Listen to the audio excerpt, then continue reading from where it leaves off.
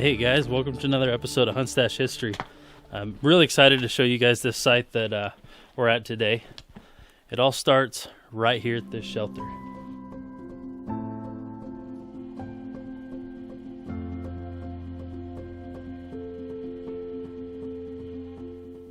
Now, I went down into the drainage and I got this rock. And I also went and I found just a random stick. And the reason I did this is to show you guys what was going on right here. Now, as you can see, I kind of brought this piece of wood down to a point by rubbing it along the surface of this rock and, reshaping it using friction. And as you can see, there's a little bit of an indentation where I was rubbing the stick. Well, that's exactly what was going on right here along this wall.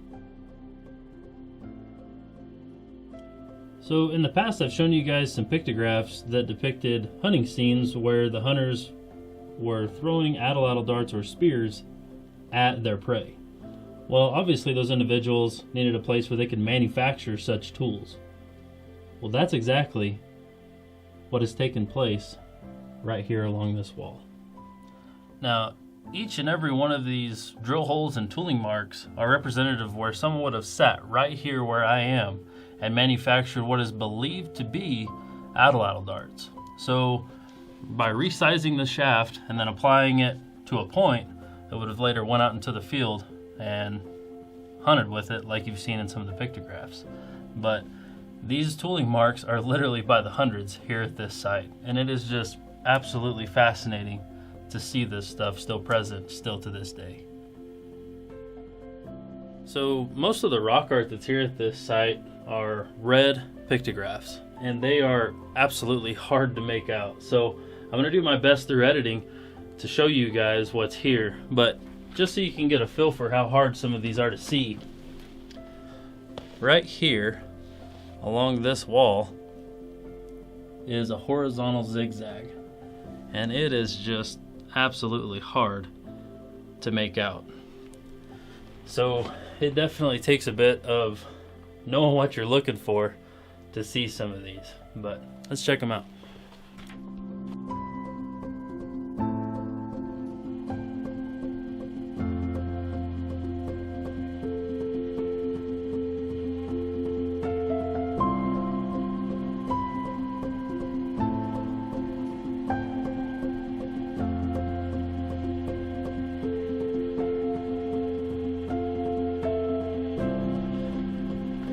Alright, well that is it for this first shelter. Let's get packed up and we'll move along the drainage here a little bit.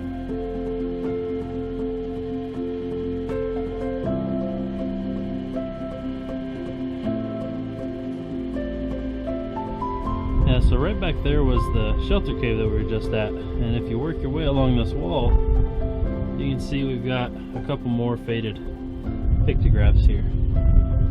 This one in particular I really get a kick out of. It's like a little X or a checkered pattern. Really cool.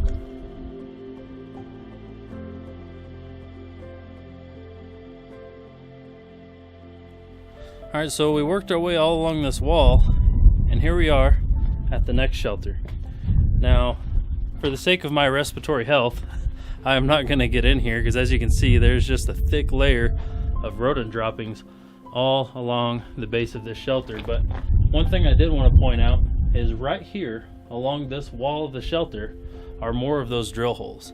And like I said, you can just find these drill holes and tooling marks all along this cliff wall.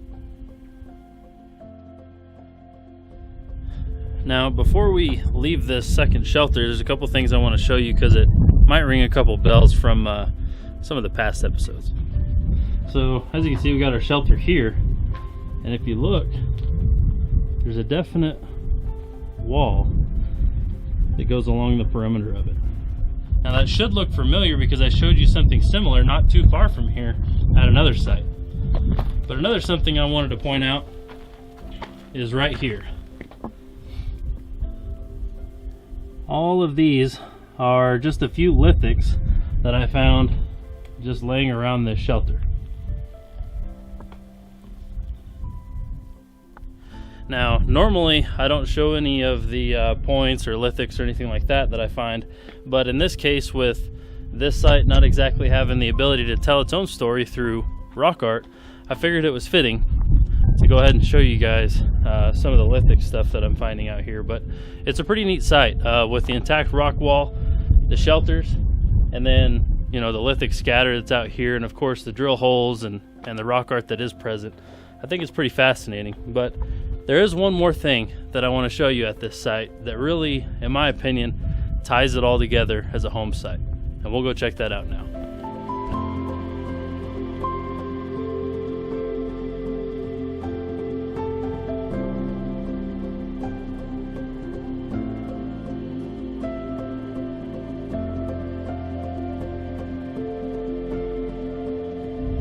Alright, so as humans, we need essentially three things to survive, right? And that's food, water, and shelter. And I would also throw a fourth one in there, and that's a means of survival. So some kind of weapon, a way to, you know, hunt or protect yourself.